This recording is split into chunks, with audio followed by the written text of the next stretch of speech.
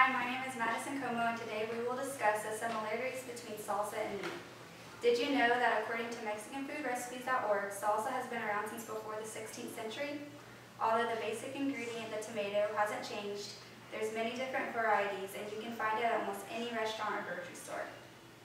Growing up in San Antonio, salsa was part of my everyday life, and it's important for me to keep my Texan culture down here in Florida.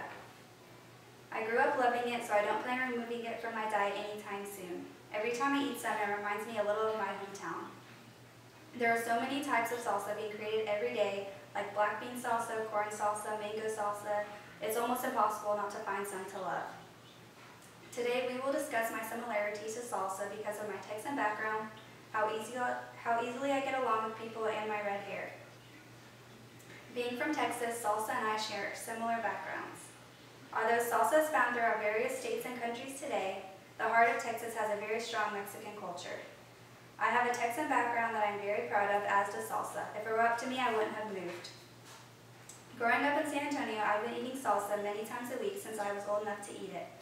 The majority of restaurants are Tex-Mex, and I never had a problem with that.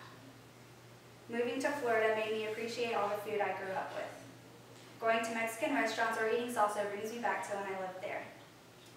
Even though salsa is most prevalent in Tex-Mex areas, there is such a variety of recipes, anyone can find some to love. Like I said earlier, there's so many types of salsa, there's some to satisfy anyone, whether they like sweet, salty, spicy, fruity, or peppery. There's bound to be one to love. Just like salsa is loved by many groups of people, I have many different groups of friends. Despite how different some of them may be, I get along with everyone the same. Some of my friends are very sweet and some are reserved, and some are more opinionated and loud. No matter who it is, we all enjoy each other's company. Salsa is the same way. Some is sweet, some is mild, mango peach salsa for example, and some can almost be too spicy to handle, like jalapeno or habanero peppery. Some people prefer crazy, some people prefer bland, but salsa seems to be loved by everyone. I'm not only similar to salsa on the outside, but on the inside too. Salsa is usually very red in color, just like my hair is.